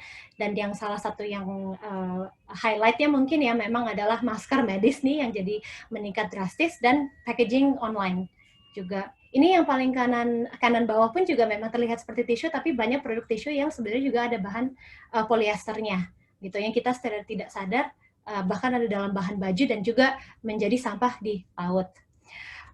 Untuk bisa menanggulangi hal ini memang karena tentunya sulit untuk bisa zero waste, tapi minimal yang bisa kita lakukan kalau memang sampah itu terhasilkan adalah dengan memilahnya. Ya mungkin ada yang bosan mendengarnya, tapi lagi-lagi memang memilah itu adalah hal yang paling minim yang kita lakukan. Dan kalau memang ada yang kebingungan, ada yang sejauh ini bilang bahwa dibaginya adalah antara organik dan organik. Sebenarnya sebaiknya minimal adalah 3, yaitu sampah organik yang pertama ya, yang memang terlihat adalah sampah daun dan makanan yang memang bisa terurai, bekas makanan. Yang paling kiri ini adalah sampah kering yang biasa untuk mendaur ulang, baik itu dari segi kertas maupun plastik, beling, dan aluminium. Tapi yang paling kanan ini, sampah residu dan B3, itu seperti di sini, ada yang juga suka kebingungan kalau popok atau mohon maaf pembalut bekas itu masuknya kemana ya gitu. Atau makanan-makanan bungkus makanan yang basah itu sebenarnya masuknya ke organik atau anorganik gitu. Yang benar sebenarnya sampah residu dan B3 itu terpisah sendiri karena ketika ini tercampur dengan organik maupun anorganik itu mempersulit proses daur ulang dari kedua hal ini. Jadi sebenarnya ini minimal sebaiknya dipisah. Ya kita mungkin terbiasa ya, apalagi zaman sekarang ya dengan masker sekali pakai kalau memang harus dipakai, atau tisu dengan membuang ingus itu kan isinya bakteri. Mungkin mikirnya kan si tisunya sendiri terbuat dari kertas, dibuangnya ke sampah kering, ataupun karena dia basah masuknya ke organik. Nggak, keduanya harusnya terpisah sendiri gitu untuk mempermudah siklus daur ulangnya itu. Guna ulang. Kalau aku bercerita sedikit, kalau di rumah saya kebetulan saya bagi lagi, kalau yang organik memang sendiri, tapi yang sampah kering itu jadi 3, daur ulang berbasis kertas, kemudian yang berbasis plastik, kemudian yang berbasis gelas dan aluminium, kemudian yang ketiga itu yang sampah merah ini saya bagi menjadi 2 lagi, residu dan sampah B3. Sebenarnya ternyata yang cukup banyak sampah-sampah yang keluar itu justru yang residu ini. Sampah B3 ini masih bisa didaur ulang kalau kita bisa memilah dengan baik gitu. Dan bahwa tipe-tipe seperti masker ini yang sering menjadi perkara akhirnya menjadi sampah yang berakhir di tempat yang tidak seharusnya, itu seharusnya bukan masuk ke organik maupun daur ulang berbasis kertas, tapi masuknya kalau nggak di residu atau di B3 itu harusnya, karena memang sudah kotor. Kurang lebih bayangannya jadi seperti ini, tempat sampahnya gitu di dalam rumahnya. Kalau bahkan bisa berbuat lebih, karena biasa yang sering dikritisi adalah ya kalau sampahnya juga di dalam udah dipilah, tapi pada akhirnya di luar dicampur, percuma dong gitu. Akhirnya saya berusaha untuk memilah juga di depan rumah gitu. Tapi ternyata saya juga baru tahu, kalaupun misalnya kita udah memilah di dalam rumah dan sudah diplastikkan gitu dari pemerintah itu, yang memang benar memilah ya, karena sampah-sampahnya sudah jelas dalam plastik masing-masing atau dalam kantong masing-masing, itu mereka bisa memilah lagi gitu. Jadi kalaupun memang minimal kita cukup memilah dari dalam rumah, itu sudah sangat amat membantu gitu. Kalau itu dari segi pemilahan sampah ya, tapi ini kebetulan saya juga dapat materi dari Kementerian Lingkungan Hidup dari New Zealand. Itu mereka sendiri juga dalam pandemik ini memberikan 5 contoh bagaimana mengubah gaya hidup dari yang sekali pakai menjadi guna ulang gitu. Dan lagi-lagi nggak pernah bosan untuk disebutkan kembali ya, kontainer makanan gitu yang terbiasa sekali pakailah yang guna ulang. Dari pada beli air putih dalam kemasan plastik, pakailah reusable bottle. Ini juga untuk tas belanja, dari yang termasuk yang paling penting ya, plastik sekali pakai diganti dengan reusable bag. Coffee cups yang biasa sekali pakai kita biasakan untuk bawa sendiri, dan begitupun sedotan ganti dengan sedotan yang guna ulang, atau bahkan nggak perlu sama sekali sebenarnya sedotan itu. Kalau dalam bayangan slide yang tadi ini, maaf, yang Ila slide mungkin ini bisa dipercepat. Oh ya, maaf. Oke.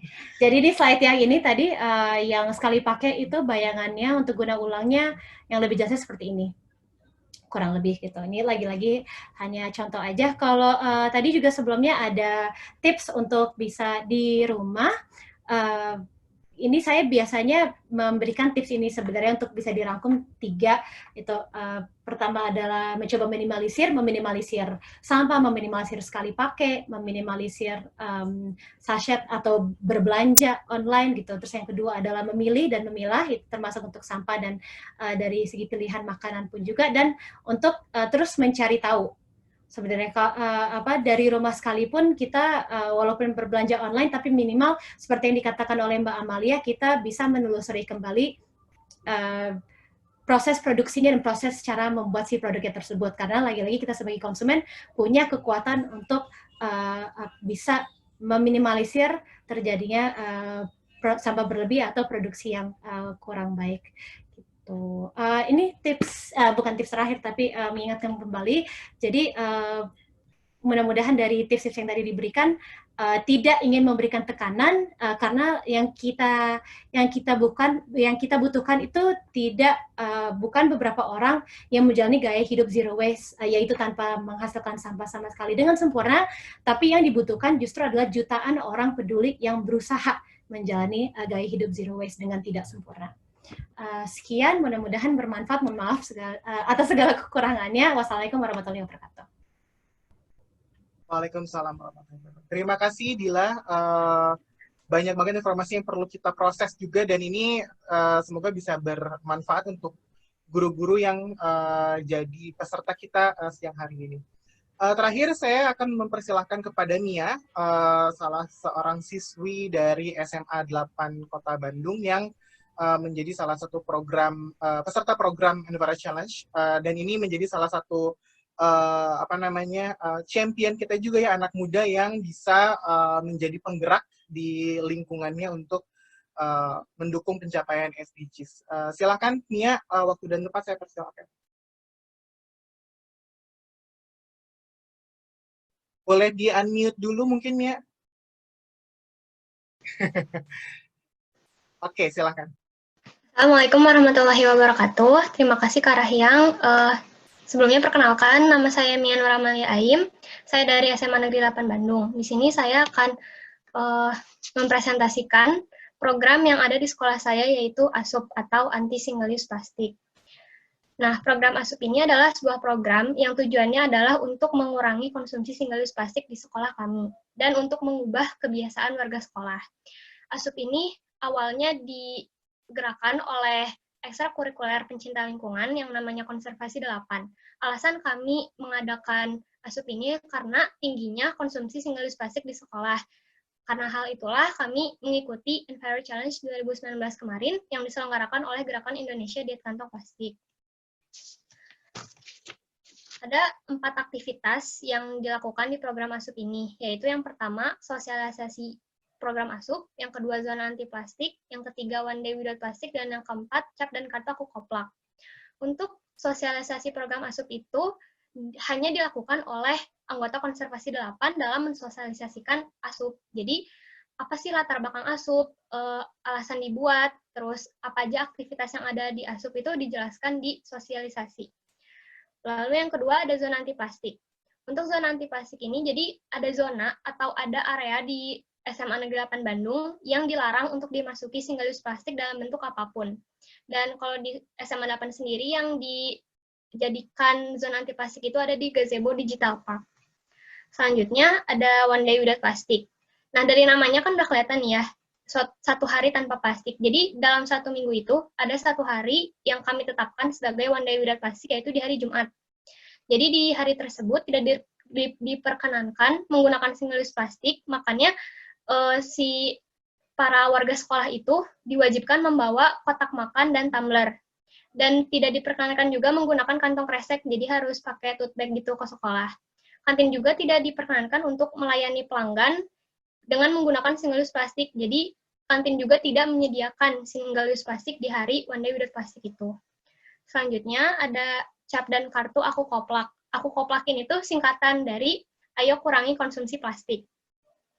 Program ini tuh tujuannya untuk menambah motivasi siswa dalam mengikuti program ASUP. Jadi kalau misalkan ada siswa yang bawa tumbler atau misting, entah itu dia bawa ke kantin atau disimpan di kelas karena emang udah diisi makanan dari rumah, dia bakal dapat poin, dan poinnya ini akan diakumulasikan per kelas. Kelas yang dapat poin terbanyak akan dapat reward, kayak gitu. Jadi tujuannya adalah untuk memotivasi siswa aja gitu. Selanjutnya ada outcome dari kebijakan dulu. Jadi ada kebijakan yang kami terapkan di program ASUP itu. Yang pertama, pembelian makanan makanan atau minuman dengan menggunakan single use plastik akan dikenai biaya tambahan sebesar Rp2.000. Sedangkan pembelian makanan dengan menggunakan single use non plastik akan dikenai biaya tambahan sebesar Rp1.000. Jadi intinya ya kita tuh pengen ngurangin single use plastik gitu. Entah itu plastik atau non plastik sebenarnya. Cuma mungkin karena ada tahap belajar dulu, jadi kita ngasih biaya tambahannya itu gak gede-gede dulu, sekitar 2.000 sama 1.000 aja. Selanjutnya.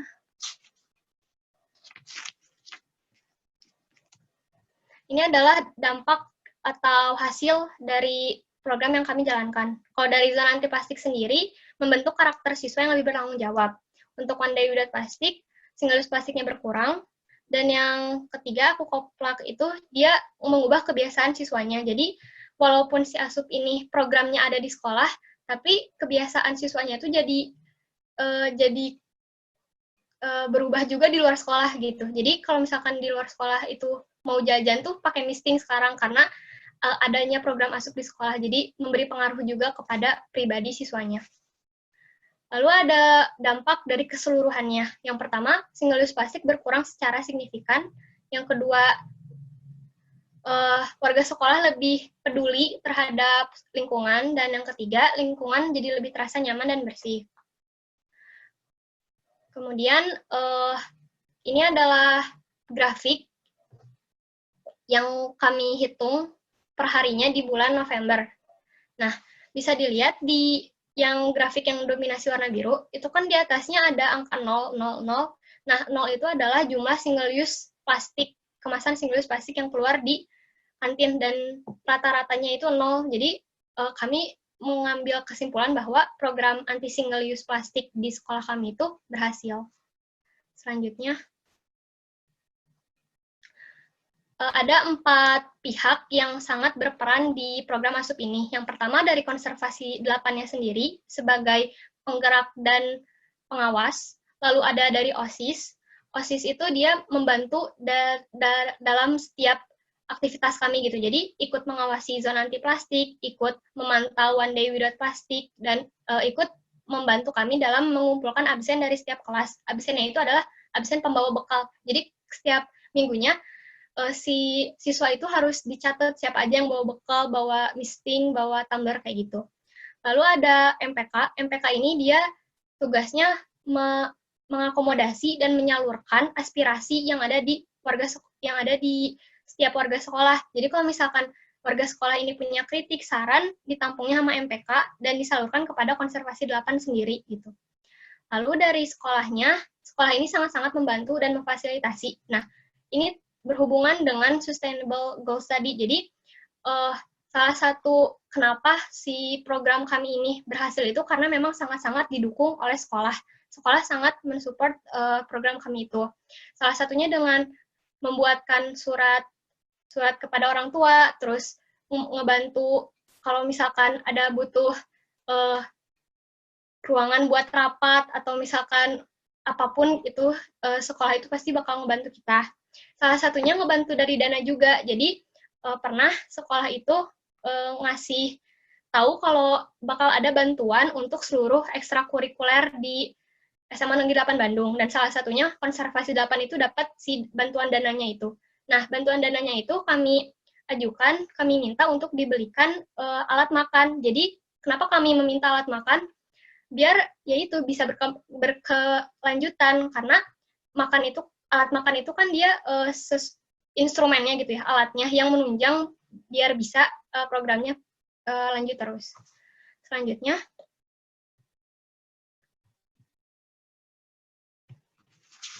ini adalah sosialisasi yang kami lakukan di awal-awal program diadakan. Jadi yang pakai jaket hijau itu dia dari konservasi 8. Selanjutnya, ini penandatanganan MOU. Jadi kami ngebuat MOU gitu, biar jelas gitu apa aja yang harus dilaksanakan, apa yang tidak boleh gitu. Nah, penandatanganan MOU ini tuh ditandatangani oleh kepala sekolah, seluruh Wakasek, ketua OSIS, ketua Kode, ketua MPK, perwakilan pedagang, perwakilan satpam, perwakilan guru. Jadi semuanya tuh menandatangani perjanjian itu. Selanjutnya, pembagian reward. Oh, rapat evaluasi dulu. Jadi, dalam program ASUP ini tuh ada tantangannya juga nih. Tantangan yang terbesarnya itu dari pedagang dan dari siswa. Tantangan dari pedagang itu karena di awal-awal adanya program ASUP ini, pedagang agak kurang serk gitu. Karena kan awalnya sebelum program ASUP ini dimulai, pendapatan pedagang itu sudah berkurang dikarenakan banyaknya siswa yang beralih ke GoFood dan GrabFood. Nah, makanya jadi berkurang, terus adanya program ini, yang adanya kebijakan single use plastik ditambah 2.000, itu jadi menambah pendapatan mereka jadi berkurang gitu. Nah, akhirnya di rapat evaluasi ini tuh dibicarain, dan akhirnya kami sepakat untuk mengadakan single use non-plastik yang kayak kertas, terus kayak cup kertas, terus yang buat dus kecil gitu. Jadi itu adalah salah satu solusinya. Nah, oh iya, kenapa kita bisa bilang atau misalkan ingin bisa berkelanjutan itu? Karena kan di Jawa Barat itu ada program Kang Pisman. Jadi program ASUP ini tuh seperti mendukung program Kang Pisman yang diselenggarakan oleh pemerintah Jawa Barat gitu. Selanjutnya.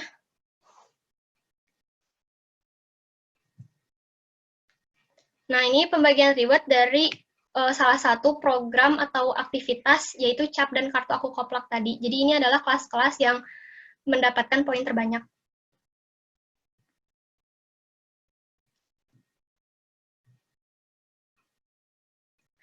Nah, ini adalah kita membuat surat untuk orang tua. Jadi di dalam surat itu kami mengajak para orang tua untuk memfasilitasi anaknya untuk memberikan kotak makan dan tumbler biar si program ini juga bisa berjalan terus-menerus gitu. Jadi peran orang tua juga memang sangat berpengaruh dalam keberlanjutan program ini.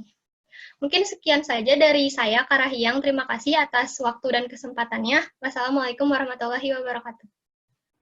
Waalaikumsalam warahmatullahi wabarakatuh. Menarik sekali tadi terakhir, ternyata ada inisiatif dari siswa untuk menyurati orang tua supaya bisa memfasilitasi anak-anaknya untuk bisa mendukung upaya pengurangan sampah plastik. Itu udah 100% orang tua mendukung atau belum? Ya. Kalau ngelihat dari grafik sih ya, penambahan yang bawa tumbler dan missing itu terus bertambah gitu. Jadi kemungkinan kalau menurut aku sih ya mendukung aja dan nggak ada yang protes tentang program ini gitu. Berarti orang tua juga udah mendukung 100% ya terkait upaya pengurangan si sampah plastik ini ya. Oke, ya. Bagus. Oke, siap. Oke, ini ada beberapa pertanyaan yang masuk. Terima kasih sebelumnya kepada para narasumber atas paparannya. Sudah ada beberapa pertanyaan yang masuk dan tadi juga sudah ada yang dijawab secara tertulis. Mungkin saya akan sedikit mengulang terkait pertanyaan yang sudah masuk. Tadi yang pertama ada pertanyaan yang mungkin ini sudah dijawab oleh Amalia dari SDSN. Ada pertanyaan dari Ibu Sri Fatimah yang menanyakan mengenai hubungan kesetaraan gender dan pemberdayaan perempuan dalam program SDGs. Mungkin Amalia bisa memberikan sedikit jawaban mengenai ini, dan kalau boleh saya sampaikan juga pada sesi webinar kita kali ini juga all female panelist ya, jadi pembicaranya semuanya perempuan. Saya di sini hanya berfungsi sebagai moderator, jadi tidak tidak ada kesenjangan dalam hal ini, dan ini juga jadi salah satu upaya bahwa saya tidak mau mansplaining juga ya di sini, tapi dibanding webinar yang lain yang banyaknya juga lelaki, ternyata webinar dengan pembicara yang semuanya perempuan juga tidak kalah seru dan juga mungkin malah lebih menarik sebetulnya. Mungkin Amalia boleh sedikit disampaikan jawabannya mengenai ini supaya yang lain juga bisa ikut memahami. Ya, terima kasih Kak Rahyam. Untuk pertanyaan apa kaitannya gender equality dan pemberdayaan perempuan terhadap SDGs, tadi saya jawabnya di SDGs itu sendiri ada ada goal-nya sendiri tentang kesetaraan gender, yaitu goal nomor 5, gender equality. Dan untuk pemberdayaan perempuan sendiri, kaitannya dengan SDGs adalah SDGs ini kan punya moto no one left behind, no one left behind. Jadi memang harus inklusif dan melibatkan semua pihak. Ini termasuk juga perempuan, karena ada berbagai studi, berbagai pengalaman organisasi yang lain juga ketika perempuan berdaya, ini dampaknya tidak hanya untuk dia sendiri, tapi untuk keluarganya, untuk seluruh desanya juga begitu. Misalnya aja contoh SDGs apa ya, misalnya tentang climate change misalnya. Kalau misalnya perempuan berdaya, dia punya pengetahuan yang cukup tentang lingkungan, tentang daur ulang sampah, seperti yang tadi Kak Dila jelaskan, perempuan ini di majority masyarakat di Indonesia kan menjadi yang menjalankan keluarga, menjalankan rumah tangga gitu. Nah, ketika perempuan berdaya dengan segala ilmu yang mereka punya, dia bisa membuat decision yang lebih baik gitu untuk keluarganya. Misalnya masak sendiri, daur ulang sampahnya di kompos, dari kompos ini kemudian tanam makanan sendiri misalnya, atau sampah-sampah lainnya didaur ulang, dikirimkan ke bank sampah dan lain-lain, dan ini tentu saja akan berdampak bagus pada pencapaian SDGs yang climate action dan lain sebagainya gitu. Jadi tentu saja bagaimana ya jawabnya, ya sangat berhubungan gitu pemberdayaan perempuan, gender equality dengan SDGs. Mungkin Kak Dila atau yang lainnya mau tambahin. Ya, ini Dila mungkin sekalian ada pertanyaan yang masuk juga buat Dila dan menyambung dari apa yang tadi disampaikan oleh Amalia. Jadi ada pertanyaan mengenai penanganan sampah. Jadi sejak pemilahan dari rumah tangga hingga pengolahan akhir dengan berbagai opsinya, apa nih tantangan yang dihadapi? Indonesia tadi saya mungkin akan kalau studi kasusnya di rumahnya Dila itu mungkin seperti apa? Boleh.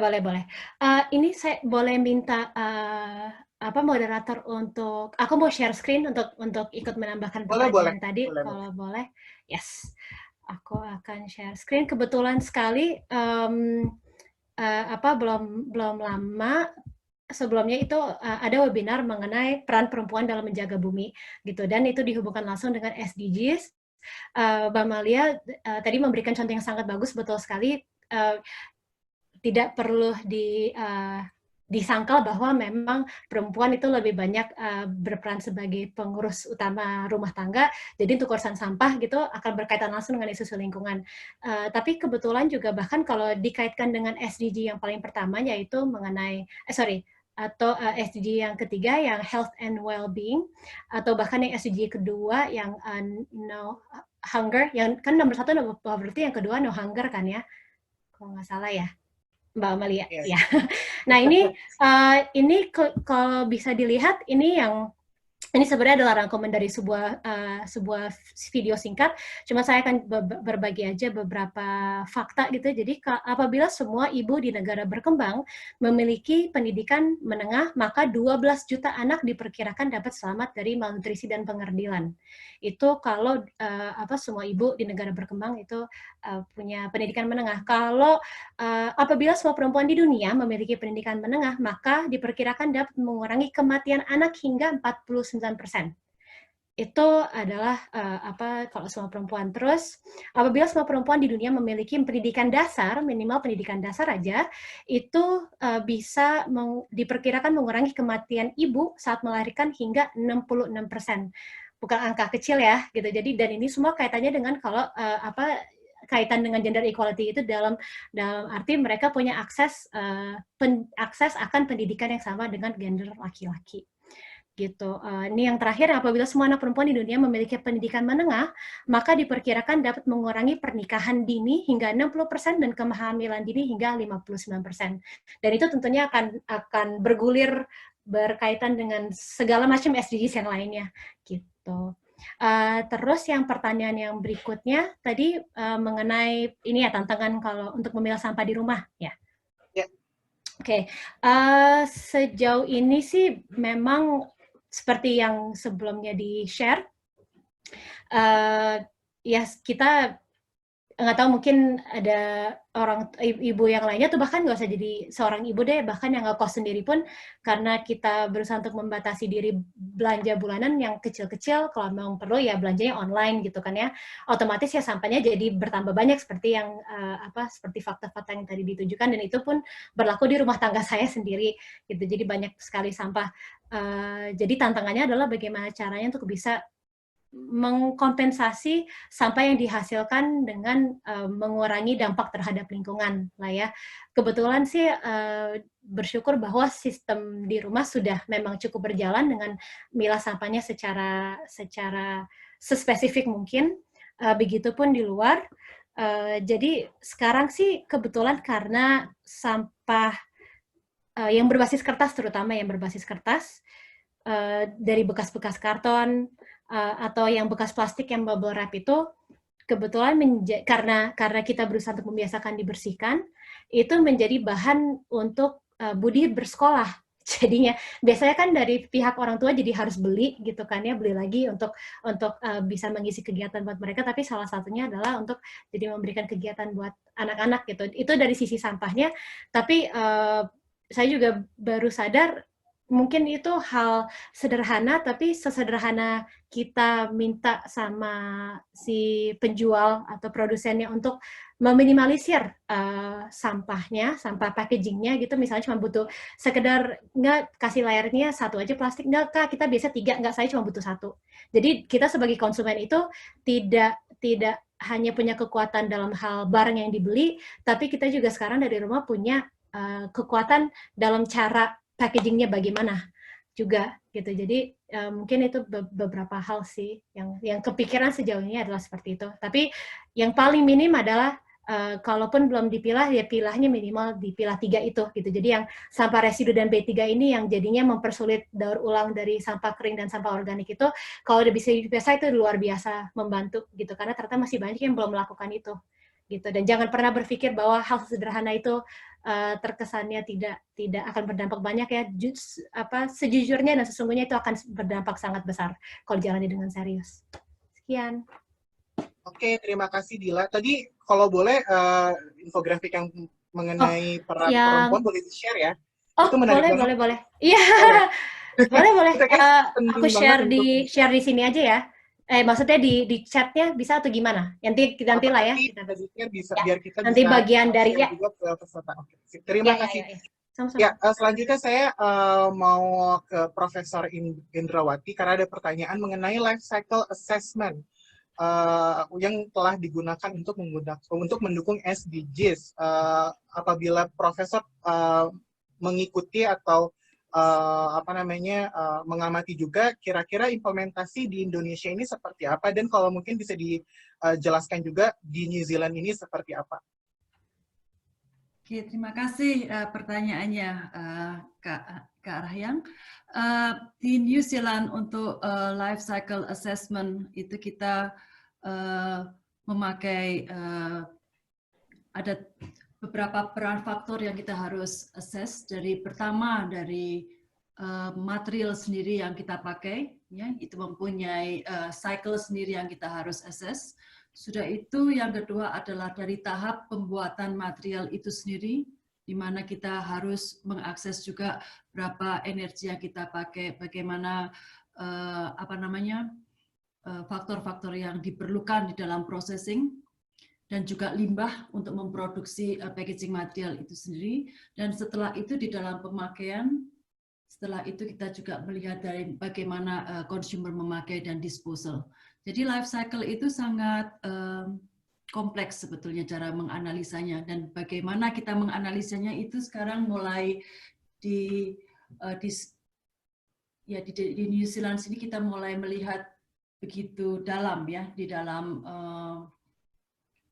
analisanya. Saya tidak terus terang, saya personally saya tidak bisa menjawab untuk Indonesia, tetapi di New Zealand itu mulai semua tahap itu kita harus melaporkan tahap-tahap itu.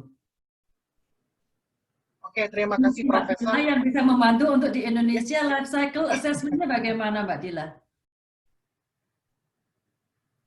Dila mengikuti nggak dia? Saya ngikutin ini lagi sambil jawab, ada pertanyaan di Q&A-nya tadi saya mau sambil ngetik. Cuman tadi mengenai life cycle assessment di Indonesia sendiri pun dalam beberapa, nggak tahu, dan mungkin ini bisa dibantu dari Rahyang juga ya gitu. Yang saya tahu kalau di Indonesia itu ada peraturan Extended Producer Responsibility, betul, EPR itu setahu saya itu masih dalam tahap skenario ya, belum jadi perundangan resmi kan ya Rahyang gitu, tapi udah ada peraturan menterinya tapi belum diimplementasi.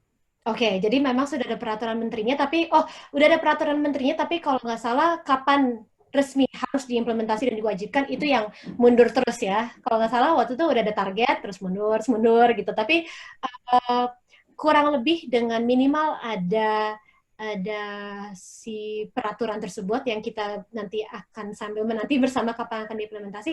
Extended Producer Responsibility kalau boleh bercerita sedikit itu adalah suruhan kepada produsen, terutama yang produsen produksi massal ya, baik itu dari segi minuman maupun dari segi makanan instan, bahwa karena mereka sampah packaging ini menjadi salah satu sampah yang dihasilkan terbanyak, itu lagi-lagi secara sistem konsumen yang membayar dari uang yang dibayar konsumen seharusnya itu juga ikut membayarkan tanggung jawab si produsen untuk bisa mengurus si life cycle sampahnya tersebut gitu. Nah itu ada beberapa produsen yang memang sudah mulai menyiapkan baik yang dari pusat, saya mungkin nggak sebut siapa ya, cuman maksudnya yang mungkin di Indonesia ini menjadi branch, dia punya pusat entah di Amerika maupun di Eropa. Di pusat itu karena sudah mulai berjalan, maka sudah ada kesiapan untuk kalau ternyata diwajibkan di Indonesia itu akan dijalankan. Cuman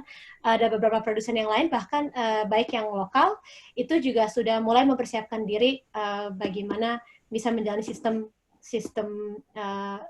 EPR tersebut gitu, dengan mereka sudah menunjuk pihak ketiga yang akan membantu untuk mendaur ulang atau menjalani life cycle dari produknya itu gitu. Jadi kalau sejauh ini memang di Indonesia masih minim, tapi sudah ada ancang-ancang. Mudah-mudahan segera terrealisasi gitu. Ya. Pak Rahyang, saya mau share slide bisa, karena ini boleh, saya ya kalau boleh. Ya, jadi kita itu ada beberapa step yang kita lakukan untuk melakukan life cycle assessment. Untuk kita punya moto yang namanya best and least, ya, di mana di dalam moto ini, jadi seperti yang saya beritahu tadi itu adalah quantitative measure, tapi untuk oknum yang melakukan sendiri itu kita mempunyai suatu proses flowchart. Untuk pertama kita harus rating, bagaimana kita remove and juga reduce, ya. Sudah itu pada saat mereduce ini ada beberapa pilihan ini ya, apakah kita bisa reuse, recycle atau recover, ya. Sudah itu kita masuk lagi di dalam cycle untuk return dan residual. Di dalam tahap ini kita untuk melakukan LCA kita harus tahu, terutama untuk kemasan ya, packaging, itu kita harus tahu scope-nya dulu. Dan yang paling susah di dalam LCA itu adalah quantitative measure-nya, bagaimana kita menghitung input dan output-nya. Sudah itu yang ketiga yang masih kita diskusikan globally itu bagaimana mengidentifikasi impact ke lingkungan itu sendiri.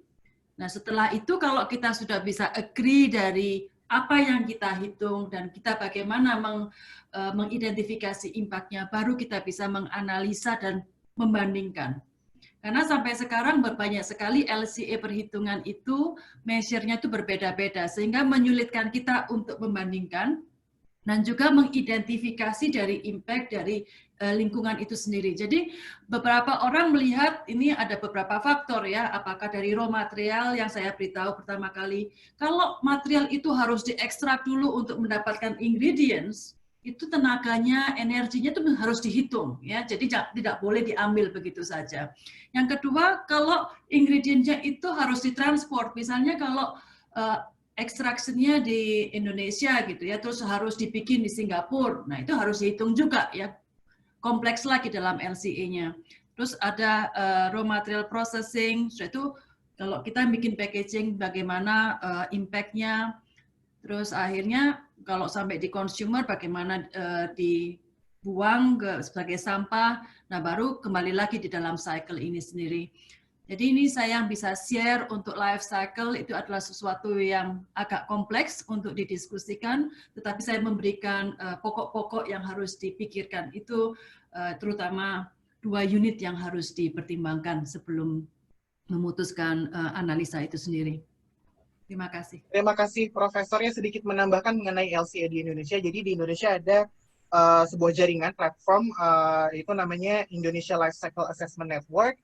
Kebetulan saya anggota di jaringan tersebut dan sempat mengikuti pelatihan selama 2-3 hari mengenai basic LCA, dan itu jujur sebagai saya background-nya strategi komunikasi, dan ketika belajar itu lumayan rumit karena udah lama sekali saya tidak belajar, karena itu banyak hitungan matematis yang applied math yang sebetulnya cukup rumit bagi orang social science, tapi sebetulnya ketika kita bekerja di isu lingkungan, di sektor lingkungan hidup, substansi seperti ini justru butuh untuk memberikan pemahaman yang lebih komprehensif lagi gitu. Dan LCA ditambah dengan strategi komunikasi pastinya akan memberikan pemahaman publik yang lebih bagus lagi. Dan apabila teman-teman ingin peserta di sini ada yang tertarik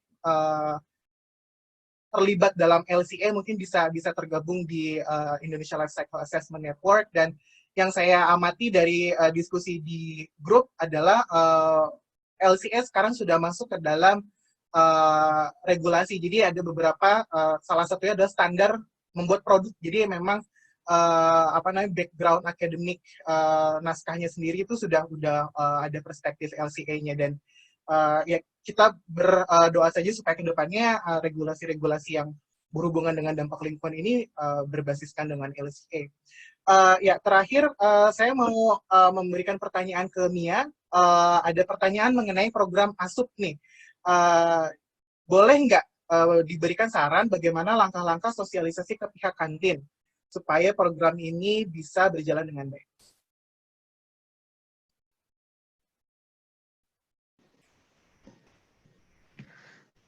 Jadi kalau untuk sosialisasi ke pihak kantinnya, di awal kita tuh sering mengunjungi, sebenarnya nggak di awal aja, jadi setiap hari tuh kami mengunjungi pihak kantin dan menanyakan keadaannya gitu, kayak gimana pihak dari siswanya, apakah ada keluhan, atau misalkan dari pedagangnya sendiri ada keluhan. Jadi memang sosialisasinya itu melalui pendekatan. Jadi gimana nih kita diskusi apa aja yang menjadi penghalang atau hambatan dari pedagang kantin. Jadi sosialisasinya lebih dideketin aja gitu kitanya diskusinya gitu.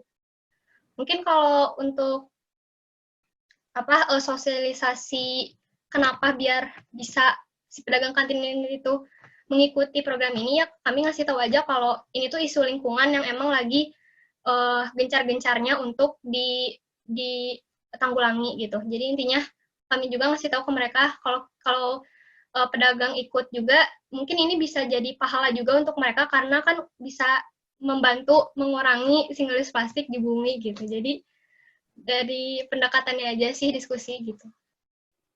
Jadi memang perlu ada diskusi yang berkelanjutan ya. Jadi nggak hanya sekali diskusi saja, tapi harus terus ada diskusi yang terus membangun, dan bahasanya juga disesuaikan dengan mereka gitu ya. Jadi apa yang kalian bicarakan sesama teman pastinya nggak cocok apabila kita diskusi dengan pedagang gitu ya, atau kantin. Oke, waktunya sudah habis, kita sudah cukup lewat 9 menit, dan terima kasih kepada narasumber. Diskusi siang hari ini sangat menarik, dan saya juga banyak belajar mengenai banyak hal, dan mungkin sebelum ditutup saya ingin memberikan kesempatan kepada para narasumber untuk memberikan statement penutup mengenai apa yang kita bicarakan hari ini. Saya ingin mulai dengan Profesor Indrawati.